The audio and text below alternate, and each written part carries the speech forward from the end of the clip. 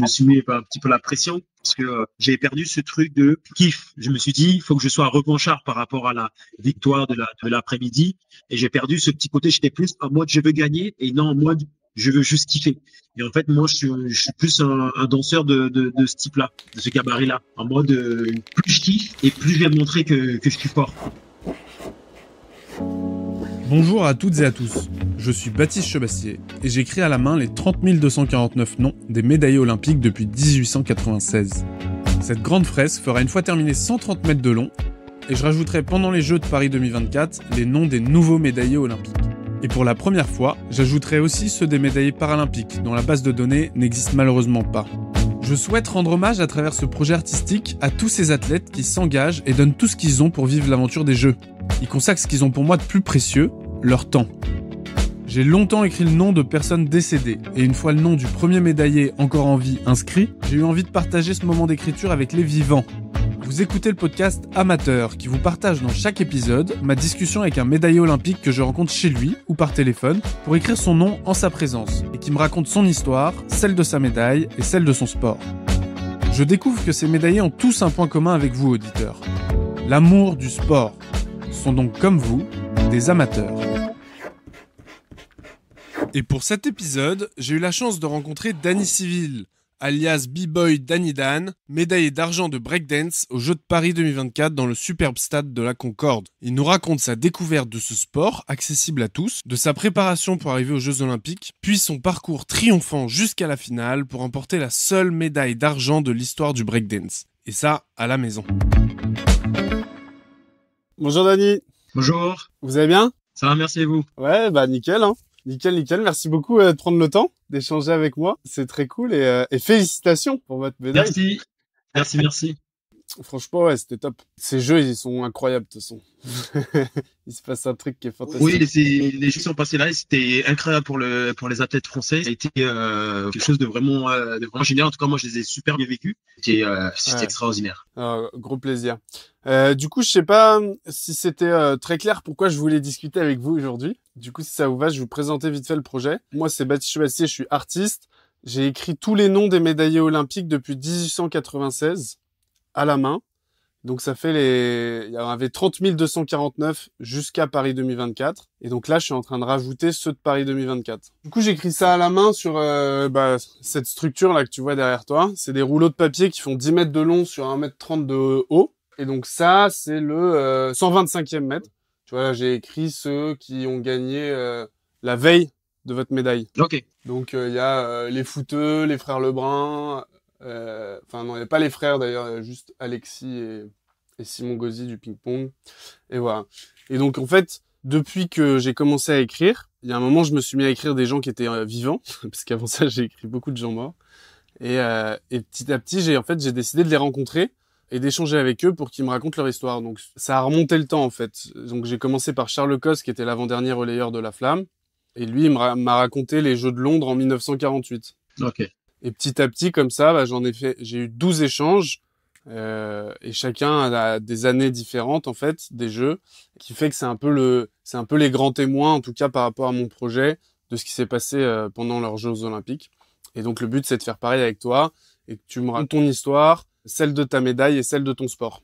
Voilà, c'est ça aujourd'hui, qui m'intéresse, si ça te va. Pas de souci. Par quoi je vais commencer tu veux que je commence directement par les jeux ou par la qualification? Comme tu veux, par la qualif, ouais. Ou même par comment t'as découvert le breaking ou. Ah ouais, là on remonte à 21 ans de carrière. Ah ouais. Moi, comment j'ai commencé? J'ai commencé par hasard, grâce à mon cousin. Je jouais au foot de base. J'ai commencé en Guyane. J'avais les 14-15 ans. Ma passion, c'était le foot, comme tout jeune de quartier. Et je me promenais. Et du coup, après, je passe devant une maison de quartier où j'entends de la musique. Donc, je reconnais pas la musique. Et moi, en tant que curieux, donc je vais voir ce qui se passe. Je m'arrête devant la porte et je reconnais la silhouette de mon cousin, donc qui était en train de pratiquer du breakdance. Donc moi, je savais pas ce que c'était. Je voyais plein de jeunes de mon âge et ça, c'était impressionnant parce que je me dis mais qu'est-ce qu'il fait là? Je sais pas ce que c'est. Je reconnais pas la musique et je reconnais juste quelques têtes, mais mon cousin. Et c'est à partir de là que je me suis dit ouais, j'ai envie d'essayer parce qu'il y avait mon cousin. Je pense que s'il y avait pas mon cousin, je sais pas si j'aurais fait du break. Okay. Si j'allais faire du break et du coup je reste l'heure et demie à observer, à regarder. Et je me dis, ouais, j'ai envie de faire ça parce que je sens que c'est quelque chose d'assez passionnant. Je sens qu'ils sont en train de prendre du plaisir. C'est un sport vraiment, vraiment top. Et de là, à la fin du cours, je repars avec mon cousin. Je vais chez ma tante, du coup, sa mère. Et là, c'est là qu'on commence il commence à me montrer ce qu'il savait faire, ce qu'il avait appris. Et moi, je suis tombé amoureux direct parce que j'avais déjà des capacités physiques. On faisait tous les après-midi, on partait faire des accros, on jouait au foot. Mais en fait, on faisait tout sport qui nous passait par la tête et qu'on avait envie. En fait, j'avais déjà un petit peu des capacités, des petites bases, vite fait, se mettre sur les mains, en équilibre, des trucs comme ça, mais des trucs que nous on faisait basiques pour rigoler. Et en fait, il s'avère que c'était bénéfique pour le break. Donc on a créé un groupe. Mon premier groupe s'appelle Boogie West, et c'est de là que tout commence. On commence à s'entraîner tous les après-midi après l'école. Le mercredi, presque toute la journée, on était dans une salle de danse. On faisait que ça, s'entraîner.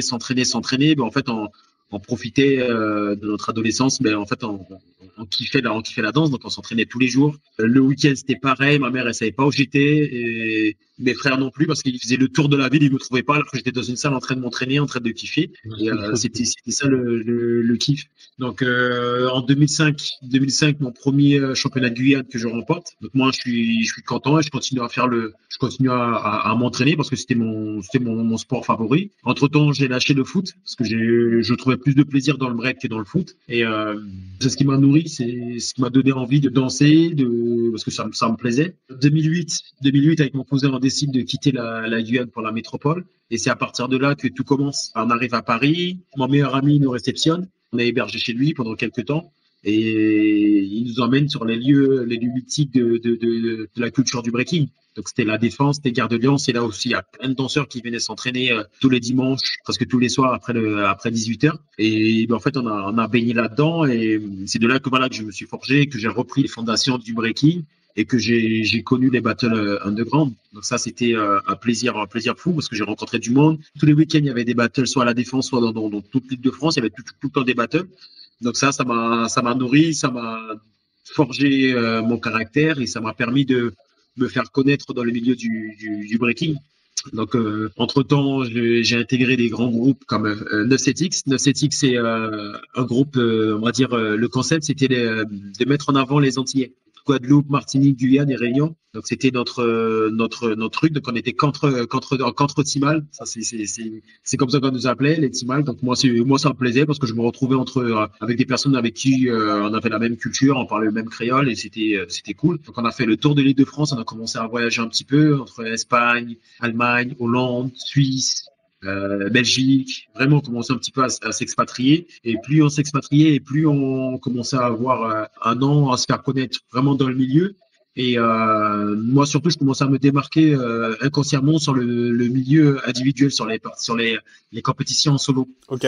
C'est devenu ma spécialité, c'était pas vraiment ce que je kiffais mais j'avais des capacités qui me permettaient je me suis dit pourquoi pas, allez vas-y hein. Et j'aimais ça donc en tant que compétiteur donc je me donnais le plaisir d'aller faire des compétitions en solo et en 2012 je remporte mon premier championnat de France donc moi super content donc c'était une fierté pour moi. Ensuite j'intègre le groupe qui s'appelle Fasté, c'est un groupe phare du breaking mondial et ensuite de 2012 à 2015 je change de groupe, je passe à un autre groupe phare qui est encore plus grand et qui s'appelle Vagabond, que je suis encore un membre actif. Et 2015, je remporte le championnat de France pour la deuxième fois et je remporte quelques battles internationaux à gauche à droite avec Vagabond. Donc ça c'est top. Donc en termes de renommée mondiale, en fait je commence à être de plus en plus connu, commence à être de plus en plus invité. Je commence à remporter quelques battles à l'étranger, à l'international. Donc ça c'est top. 2018, je décide de reparticiper au championnat de France que je remporte et par la suite mon premier championnat du monde que je gagne le Battle Osier 2018 en solo. Et ça pour moi c'est un graal, ça me fait plaisir parce que c'est la première fois que je deviens champion du monde en solo, donc je suis de plus en plus connu, donc de plus en plus respecté. Je suis plus reconnu comme le petit Danny qui vient d'arriver de Guyane, mais comme un membre adulte et confirmé, qui a un caractère, qui a une présence, qui arrive à défendre la France. Donc ça, c'était un plaisir pour moi, c'est un plaisir pour moi. Et 2019, ils font la présentation du breaking au jeu. Pour le coup, je suis un peu pas sceptique, mais je suis assez observateur parce que c'était un peu mitigé. Il y en a qui voulaient pas. Au final, ça a intégré. Moi, entre-temps, j'étais déjà aide-soignant de base. J'étais déjà diplômé aide-soignant et j'ai eu mon premier enfant.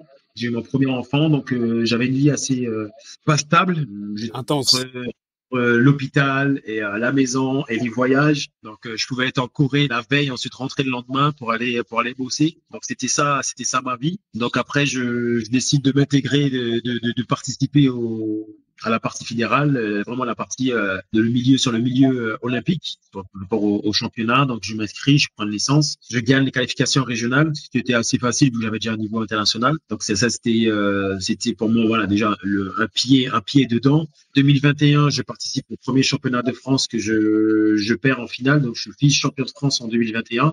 Et là, l'équipe de France m'appelle pour faire quelques des rassemblements. C'est qu'ils appellent la plupart des athlètes en breaking pour faire des rassemblements, des stages où on s'entraîne ensemble, on passe là des semaines ensemble où on s'entraîne. Et ça, pour moi, ça a été bénéfique parce que je rentrais dans un nouveau cadre, un nouveau milieu. Et pour moi, c'était top. Et c'est de là que naît l'objectif Jeux Olympiques. Parce que je me suis dit, ok, je peux prétendre pour les Jeux, je peux prétendre pour me qualifier déjà. 2022, je me représente pour le championnat de France que je remporte. Ça, pour moi, c'est un honneur. Je gagne le championnat d'Europe 2022 à Manchester, qui fait que je suis le premier Français champion d'Europe en breaking. Donc pour moi, je me dis que c'est cool, mais c'est pas assez parce que j'ai envie de marquer l'histoire comme c'est la première fois. Et j'ai envie de marquer mon nom historiquement dans le breaking. Donc je gagne le championnat d'Europe 2022, 2023. Donc je suis champion de France, champion d'Europe. En 2023, je remporte ma première Coupe du Monde, mais sur la partie fédérale. Donc moi, je suis content, c'était au Brésil. D'ailleurs, en finale, c'était contre le Canadien Phil Wizard. Donc je fais médaille d'or au WDSF Brésil, aux Coupe du Monde. Juste après, je gagne les Jeux européens. C'est mon ticket direct pour les Jeux. C'est voilà les Jeux européens. Je gagne les Jeux européens. Donc, je suis le premier Français qualifié aux Jeux. Donc, pour moi, c'est une consécration parce que je rentre encore un peu plus dans l'histoire. Pour moi, c'est cool. Donc là, j'ai un an pour me préparer. Donc, je commence ma préparation avec mon coach personnel Omar Remichi. Donc, c'est avec lui que j'ai fait toutes ces médailles et que c'est avec lui que j'ai encore fait cette médaille olympique. Donc, on travaille pendant un an, on prépare, on observe les adversaires, on fait le travail qu'il faut, travail mental, physique avec le staff de l'équipe de France en parallèle. Donc ça, c'était toute ma préparation et arrivé avant les Jeux, un mois et demi avant les Jeux, je me blesse. Je me fais rupture ligament de la cheville. C'est le plus grand grade en termes d'entorse. Donc pendant un mois et demi avant les Jeux, un mois 15 jours avant les Jeux, donc j'ai fait tous les protocoles. Donc j'avais une botte de marche. Donc pendant 6 semaines, j'avais une botte de marche et je faisais de prépa physique à une jambe. Je travaillais tout vraiment pour rester en forme physique sans solliciter ma cheville. Donc ça a été un moment très dur. Donc là, j'ai été entouré de ma famille, de mes amis proches et surtout du staff de l'équipe de France. Donc ça, c'était une partie des Jeux Olympiques très très très dure. L'avant JO. Donc ça, c'était très dur. Donc une fois qu'on a enlevé la botte, donc pour moi, c'était une délivrance, mais c'était pas encore fini parce qu'il me restait 2 semaines parce que ma cheville avait pas encore fini de cicatriser. Donc c'était vraiment, je jouais avec le fil. Donc tous les protocoles qu'on avait fait, en fait, je les ai tenus à la lettre, pas au début, mais à la lettre. Du coup, après la guérison a été instantanée. J'ai repris confiance en ma cheville. Ça a été un travail de longue haleine et surtout un travail très très long. Et ça a été un travail vraiment mental. Donc arrivé au jeu, donc pression médiatique, interview, conférence de presse, mais tout ça on était déjà préparé parce qu'on avait un prépa physique et une fédération qui nous suivait à ce niveau-là. Donc préparation pour les médias, avec les journalistes, interaction. Après épreuve, ça veut dire que moi je m'étais préparé étant essoufflé, transpirant après épreuve, après une victoire ou une défaite. En fait, j'avais prévu le coup. Mon objectif, c'était de vraiment présenter le breaking comme il se doit. Et j'ai pas envie de faire d'erreur parce que j'avais pas envie d'écorcher les puristes en fait du breaking et bien présenter la danse au grand public. Donc avec des mots qui parlent à monsieur et madame tout le monde et aussi avec des mots qui parlent aux puristes. Ah, ça doit être dur ça. Non, c'est pas dur parce qu'en fait, on a fait un travail avec l'équipe de France et aussi moi, je suis un puriste, donc ça fait 20 ans Ça fait 21 ans que je pratique. Je connais les termes, je sais ce qui parle à monsieur et madame tout le monde, je sais quel mot employer. Et après, je me suis beaucoup documenté sur comment dialoguer, que j'ai beaucoup appris comment les athlètes, comment eux, ils dialoguent avec les médias, avec monsieur et madame tout le monde. Donc, je me suis inspiré de ça. Pour moi, ça a été un exercice très, très simple. Je connais mon sujet. Ça fait 20 ans que je faisais ça, donc je me dis, il y a rien de compliqué, hein, j'explique juste ce que je sais faire, et quand c'est un puriste, je parle technique, et quand c'est pas un puriste, j'utilise des mots qui s'en rapprochent et qui va plus parler à ce public-là. Donc pour moi, c'était normal. Donc la pression publique, la pression des médias, ça j'arrivais à gérer parce que je sais que je suis bon, mais maintenant il faut montrer à tout le monde que je dois être prêt à toute épreuve, surtout à être prêt le jour J. Parce que vu que je me suis qualifié un an avant, donc j'étais plus ou moins pressenti comme potentiellement médaillable. Donc il y avait une pression en plus de la fédération, des médias. Donc je voyais des articles qui sortaient de moi, Dani, c'est un médaillé, un potentiel médaillable. Donc moi, ça me mettait, au début, ça me mettait une pression. Après, je me suis dit, bon, de toute façon, ils disent ce qu'ils veulent, donc c'est à moi d'être présent le jour J, parce que c'est mon caractère. Et une fois arrivé au village, pour moi, je me suis dit, si t'es seul jeu, parce que le breaking sera pas reconduit en 2028. Moi, aujourd'hui, j'ai 36 ans. En 2028, j'en aurai 40. Pour Brisbane, j'en aurai 44. Donc, profite maintenant. Juste vis tes jeux pleinement. Donc, j'ai décidé de tout faire comme protocole, cérémonie d'ouverture. J'ai kiffé. Je me suis dit, je peux pas ne pas les faire. Je dois les vivre parce que c'est déjà mon épreuve était à la fin. Donc, je me suis dit, sur le bateau, j'ai tout kiffé avec les tenues, avec tous les athlètes, on était 471 athlètes. Bon, il n'y a pas tout le monde qui avait participé parce que le lendemain, il y en avait qui avaient leur épreuve. Donc ça, c'était une petite frustration parce que moi, j'ai pas pu vivre les jeux pleinement parce que je devais rester concentré, pas trop me fatiguer, pas trop me montrer parce que je veux rester quand même concentré. Surtout pas trop faire la fête parce que c'est un petit peu festif, un petit peu le village olympique parce que c'est une consécration, c'est les athlètes ils ont 4 ans pour préparer les jeux et du coup il y en a qui sont concentrés, il y en a qui passent après, mais il y en a qui sont sur place, il y en a qui kiffent vraiment l'instant présent de ce que propose le village, donc ça c'est assez cool. Donc là moi j'ai été quelques fois, j'ai baigné dans la foule en tant qu'athlète. Je suis parti au Club France pour sentir un petit peu la vibe du public français. J'ai kiffé. Il y en a qui m'ont reconnu, il y en a qui m'ont pas reconnu. Je me suis dit, bon, j'essaie de passer incognito, de juste kiffer la vibe des grands écrans, de la foule, des sportifs, ce qu'ils peuvent faire ressentir au public. Je me suis dit, ah ouais, quand ça sera moi, donc ça sera peut-être comme ça. Et ça, c'était cool. Donc, c'était une brosse de baigner dans la foule pour aller chercher les bonnes énergies positives pour la compétition. Donc, 3 jours avant la compétition, donc on intègre le village avec la conférence de presse avec toute l'équipe de France, donc interview. Moi, j'explique mon ressenti, comment je me suis préparé. J'ai posté ma vidéo 1 mois et demi avant, le jour que j'ai enlevé la botte, mais en fait, j'ai posté des vidéos. Donc, tous les médias, ils sont sautés dessus parce que j'étais le pressenti médaillable. En plus, champion d'Europe, double champion d'Europe, une Coupe du Monde. Donc, je sentais l'espoir du public français sur mes épaules. Je me disais, bon, ça va, c'est supportable, c'est rien de spécial. C'est rien de plus, c'est pas une pression en plus. J'ai juste à moi danser, faire ce que je sais faire et puis voilà. Donc après arrivé le jour J, tout se passe bien. Déjà pour les filles, en fait, nous c'était la veille, nous c'était le 9, les filles c'était le 9. Donc moi je vais aller voir les filles pour courir. Donc malheureusement Carlotta elle passe pas les poules. Il y a Sissi qui passe les poules, donc c'est la seule survivante des round robin. C'est dans les phases de poules où elle perd en quart de finale. Donc voilà, déçu, dégoûté, mais bon, je me suis dit bon, c'est pas fini parce qu'en fait nous les garçons on fait notre jeu, on fait notre entrée. Donc pas de pression. La veille, je suis reparti au village, j'ai fait ma préparation tranquille, tous mes protocoles d'avant compétition. Donc là c'était cool.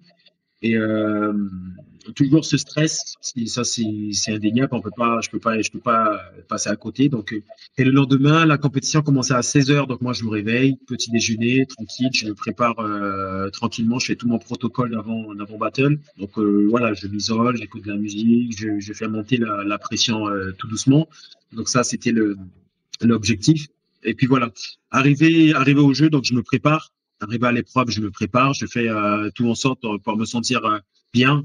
Et premier battle, je tombe contre Phil Wizard dans ma poule. Je perds 2-0. Donc j'avais quand même imaginé cette option de 2-0. si je gagne ou si je perds, parce qu'en fait, moi, mon objectif, c'était de terminer premier de ma poule pour me coltiner le deuxième de la poule suivante. Donc, malheureusement, j'ai perdu le premier point. Et ensuite, j'avais Phil Wizard, le Canadien, dans ma poule. J'avais l'Australien G-Attack dans ma poule. Et ensuite, Cruzia, Ukraine. Donc, deuxième battle, c'est là que je reprends la main. C'est là où je remontre au public qui est Danny Dan. Parce qu'en fait, j'ai mal démarré. C'est toujours ça mon problème. C'est que en général, je démarre pas top mon entrée pour le battle. Et après, ainsi de suite, je fais que monter crescendo en termes d'intensité, de tout ça, en fait. Donc ça, pour moi, c'était l'apogée. C'était vraiment top. L'Australien, en fait, comme il y avait 9 juges, donc j'ai pris, c'était sur 2 passages, donc j'ai pris 2 fois 9 points. Donc ça m'a remonté au classement. Ça m'a fait du bien.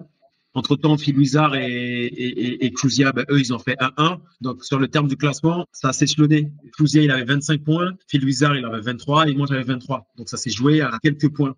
Donc là, mon troisième battle, il fallait que je gagne les 2 passages pour rentrer en quart. En sachant que je tombais sur le premier de la poule. Si je perdais un vote, en fait, c'était cuit pour moi et il fallait que je gagne les 2. Je me suis dit, c'est maintenant que tu dois montrer au monde que Danny Dan, il est présent, qu'il faut que tu prennes plaisir, que tu l'éclates. En fait, je me suis dit, je connais ta recette, il faut que tu l'éclates.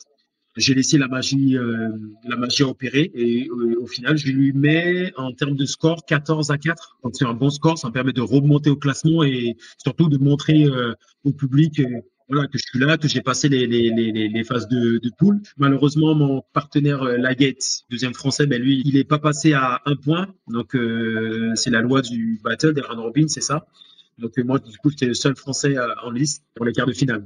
Ensuite, je tombe contre un ami à moi, un américain, Jeffro. C'est un danseur qui est dans la même capacité que moi, de l'énergie, du caractère, de la musicalité et surtout vraiment l'esprit battle. Et c'est quelqu'un avec qui on s'est déjà affronté, qui m'avait battu 3 fois, je l'avais battu 2 fois. Et du coup, c'est toujours bonne ambiance. Donc moi, je me suis dit, tu tombes contre toi-même, c'est quelqu'un qui est dans la même catégorie que toi, juste kiffe et montre vraiment avec plaisir qui est Danny Dan. Donc c'est ce que j'ai fait sur les 3 passages. Donc le premier passage, mais en fait lui il prend le point.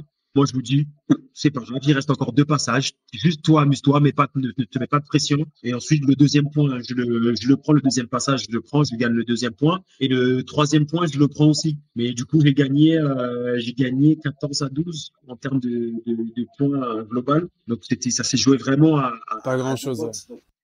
J'étais content parce que je me dis j'accède en demi-finale.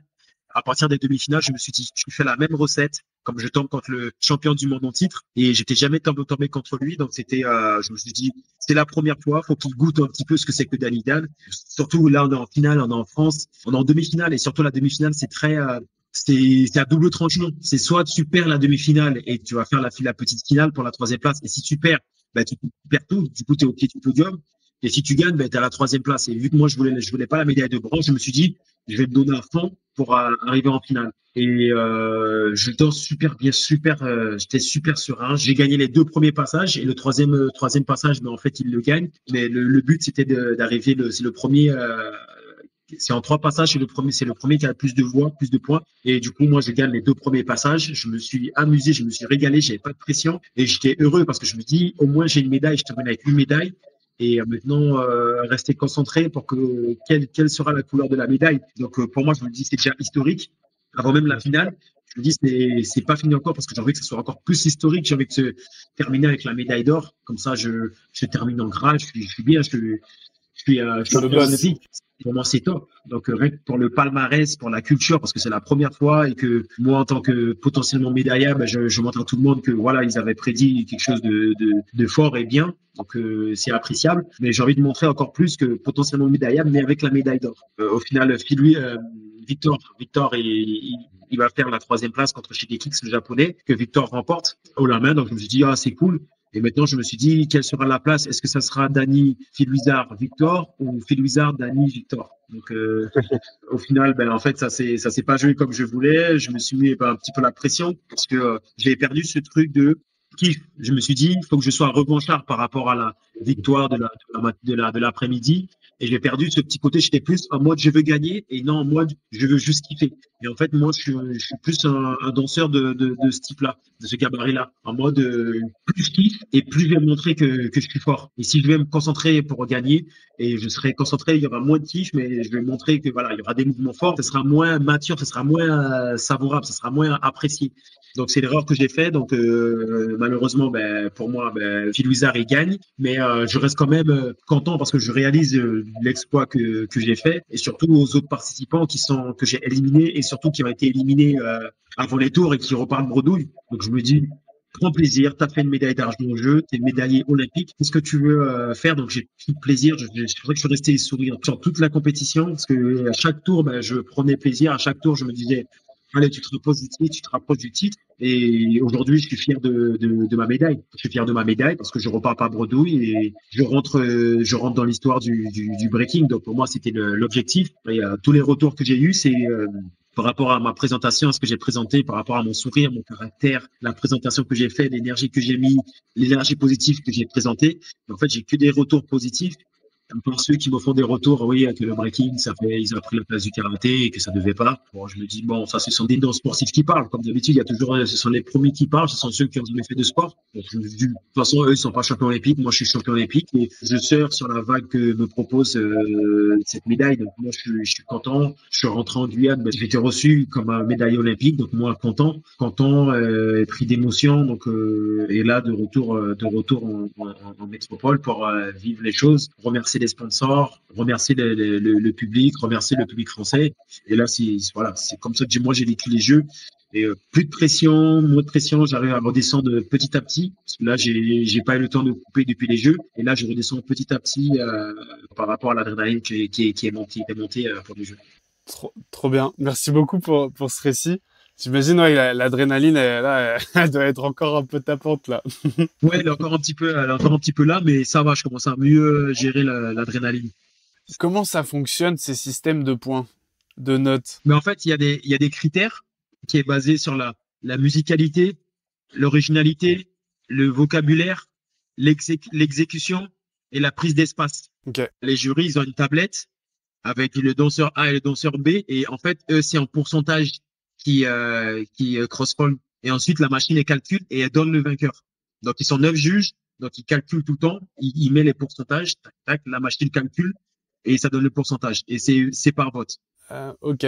Ah, c'est marrant que ce soit exprimé en pourcentage. Ouais, moi je trouve que c'est bien, c'est mieux de dire toi t'as gagné, toi t'as perdu, toi t'as gagné, tu vois, c'est en pourcentage, t'as essayé de gagner 46%, si t'as gagné à 30%, moi je trouvais que c'était mieux en termes de calcul et c'est plus précis, t'as gagné à 79%, je trouvais que c'était top, c'est que t'as vraiment pris l'avantage, c'est plus simple que dire que ouais t'as gagné. Comme ça nous aussi on a des statistiques, savoir les caractéristiques de chacun. Parce que vu qu'on a un style, en fait, les mêmes choses, tu marques les points, c'est à peu près les mêmes choses. Ouais. Donc, on sait à peu près dans quel domaine tu es fort, dans quel domaine tu es faible. Et nous, ça nous a permis d'améliorer nos lacunes et d'améliorer nos capacités parce qu'on sait qu'on est fort dans quelque chose et on sait qu'on est moins fort dans cette chose-là. Parce qu'en fait, les juges, ils nous jugent, on gagne moins de points, on a moins de pourcentage sur ces critères-là. Donc, on avait juste à travailler sur les critères sur lesquels on était moins fort. Et c'est comme ça qu'on a pu progresser parce que tous les participants que j'ai vus au jeu, ils ont tous progressé en un an parce qu'on faisait tous ces statistiques-là qui a montré que le niveau était assez serré et assez élevé. Ok. Et ton cousin, il était là du coup? Non, il n'a pas pu venir, il était en famille, mais il était derrière son écran parce que j'ai reçu son message la veille. On a longuement discuté et il m'a donné son message d'encouragement parce que lui, il a arrêté le breaking, mais il fait du sport de combat. Il est en Muay Thai. Boxe Muay Thai. Lui, il est double champion du monde, il est double champion d'Europe et triple champion de France. Donc on reste dans le sport tous les deux. Donc on a ce côté de confrontation qui nous tient encore, qui nous lie encore, à part le côté familial. Mais ça c'est top. Donc vu qu'il était là au début et qu'il m'a vu faire ma médaille, donc ça pour moi c'est assez touchable et reconnaissant. Ok, bon, trop bien. Donc, toujours deux grands sportifs quoi. Ouais. Et ben écoute, je vais commencer. On va juste écrire Victor Montalvo.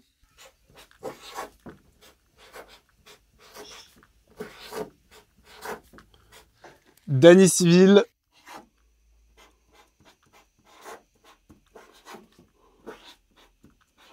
Et Phil Wizard.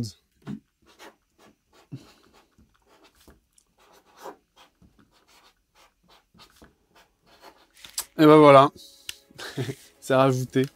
Bah écoute, merci beaucoup pour ton temps et cette histoire. J'avais encore 150 000 questions, mais je suis sûr qu'on aura l'occasion de se recroiser un jour. Profite encore un peu de l'adrénaline et à la prochaine. Merci beaucoup. Merci beaucoup. À bientôt.